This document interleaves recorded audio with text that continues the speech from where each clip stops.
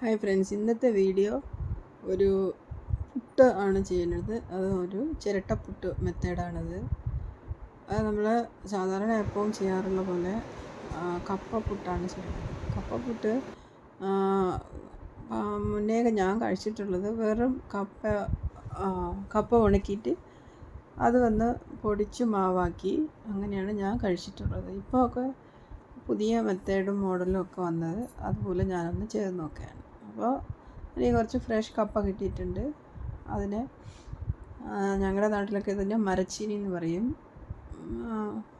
ചീനി എന്നും പറയും ഇതിനെ.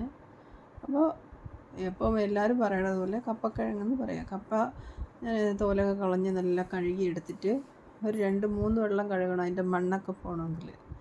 തോലൊക്കെ എടുത്ത് കഴിഞ്ഞതിന് ശേഷം അത് ഞാൻ നല്ല ചീവി പൊടിയായിട്ട് എടുക്കുകയാണ് ചെയ്തത്. അപ്പോൾ നമ്മളിങ്ങനെ ചീവണ അതിൽ വെച്ചിട്ട് നല്ലോണം നല്ല പൊടിയായിട്ട് ചീവി എടുക്കണം. എന്നാലും അത് നമ്മളിനി ഇത് കുറച്ച് മാവും കൂടെ ഇട്ട് കുഴയ്ക്കാൻ വേണ്ടിയിട്ടാണ്. അപ്പോൾ നന്നായിട്ട് ചീവി എടുത്തിട്ട് വരാം. നല്ല ടേസ്റ്റാണ് ഇതിന്. ഇപ്പോൾ വെറും കപ്പ കൊണ്ട് ചെയ്യുമ്പോൾ അത് കുറച്ച് കുഴകുഴന്നുണ്ടാവില്ലേ. അപ്പോൾ ഇതിൽ നമ്മൾ കുറച്ച് മാവ് കൂടെ ചേർക്കുമ്പോൾ, റൈസ് ഫ്ലോർ നമ്മൾ പുട്ടുപൊടിയിൽ കൂടെ ചേർക്കുമ്പോൾ നല്ല ടേസ്റ്റ് ഉണ്ടാവും. തേങ്ങയും കുറച്ച് അധികം ചേർക്കണം. ഇനി ഇത് ചീവി വന്ന കപ്പൊടിയിൽ അത് വന്ന് നമ്മൾ നല്ലോണം ഒന്ന് പിഴിഞ്ഞെടുക്കണം. ഇപ്പോൾ നമ്മൾ വേവിക്കുമ്പോൾ അതിൻ്റെ കട്ട് പോകാനായിട്ട് 2 പ്രാവശ്യമെങ്കിലും ഊറ്റിയെടുക്കുമല്ലോ. അപ്പോൾ ഇത് പിഴിഞ്ഞ് അതിൻ്റെ കട്ട് കളയണം. നല്ല പിഴിയണം, നല്ല ഡ്രൈ ആയിട്ട് പിഴിഞ്ഞെടുക്കണം. എന്നാലേ നമ്മൾ മാവും കൂടി ഇട്ട് പുട്ട് പോലെ കുഴയ്ക്കാൻ പറ്റുള്ളൂ. അപ്പോൾ ഞാനിത് നന്നായിട്ട് പിഴിഞ്ഞെടുക്കുകയാണ്. നല്ല ഒന്ന് സ്ട്രെയിൻ ചെയ്ത് തന്നെ പിഴിയണം അത്, അല്ലാന്നുണ്ടെങ്കിൽ അതിൻ്റെ ഒരുമാതിരി ഒരു കയ്പ്പ് പോലെ ഉണ്ടാവും ഇതിൽ. പിന്നെ ചില കപ്പയിലെല്ലാം തല ചുറ്റും. അതങ്ങനെ നമ്മൾ പച്ചയ്ക്ക് കഴിക്കും, ചിലർ പച്ചയ്ക്ക് കഴിക്കില്ല. പച്ചയ്ക്ക് കഴിക്കുമ്പോൾ ചില കപ്പയെല്ലാം തല ചുറ്റണ പോലെ ഒരു ടെൻഡൻസി വരും. അതിന് വേണ്ടിയിട്ടാണ് നല്ല ഒന്ന് പിഴിഞ്ഞെടുത്തത്. ഇനി ഇതിലേക്ക് നമുക്ക് ഉപ്പും അരിമാവുമാണ് ഞാൻ ചേർക്കുന്നത്. ആവശ്യത്തിനുള്ള ഉപ്പ്. ഇത് നമ്മൾ ഇതിൽ കപ്പ ഇട്ടു എന്നുള്ളതേ അറിയില്ല. ഞാൻ അത്രയ്ക്ക് നല്ല ടേസ്റ്റാണ് ഇത് കഴിച്ച് നോക്കിയപ്പോൾ. നല്ല സോഫ്റ്റുമാണ്. ഇപ്പോൾ കപ്പയൊക്കെ കഴിക്കാത്തവർക്ക് ഇങ്ങനെ ചെയ്ത് കൊടുത്താൽ നല്ലൊരു ഹെൽത്തി ഫുഡാവും. അതിലേക്ക് ആവശ്യത്തിന് ഉപ്പും ഒരു കപ്പ് അരിമാവും ചേർക്കുന്നുണ്ട് ഞാനതിലേക്ക്. അപ്പോൾ ഈ കപ്പ അതിൻ്റെ ഈർപ്പം കൊണ്ട് തന്നെ മാവ് നല്ല കുഴഞ്ഞു വന്നോളും. ആവശ്യമാണെങ്കിൽ ചില അരിക്ക് കുറച്ച് ഡ്രൈനെസ് കൂടുതലുണ്ടാവും, ചില മാവിന്.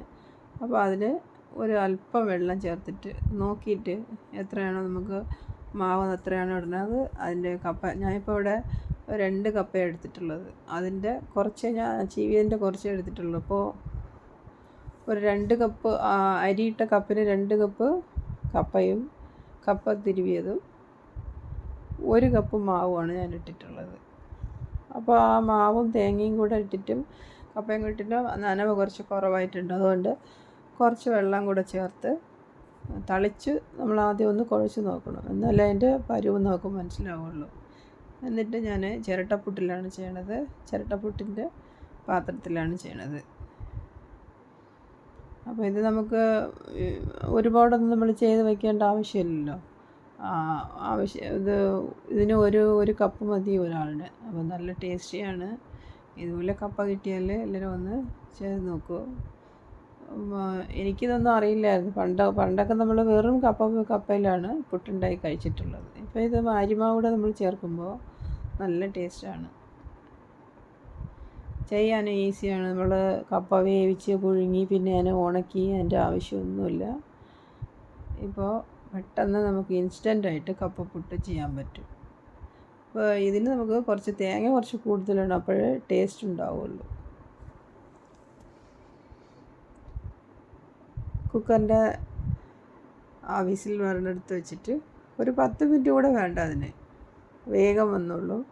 വേഗം വേവും ചെയ്യും. അത് നല്ല നല്ലൊരു ബ്രേക്ക്ഫാസ്റ്റോ ഡിന്നറോ നമുക്ക് എപ്പോൾ വേണമെങ്കിലും. ഇപ്പോൾ 4 മണിക്ക് കുട്ടികളൊക്കെ സ്കൂളിൽ നിന്നോ കോളേജിൽ നിന്നൊക്കെ വന്നു കഴിഞ്ഞാൽ ഇതുപോലെ കപ്പ ഉണ്ടെങ്കിൽ കപ്പ പുഴുങ്ങാണ്ട് ഇങ്ങനെയൊക്കെ ചെയ്ത് കൊടുത്താൽ പഴവും വെച്ച് അവർ നല്ലോണം കഴിച്ചോളും.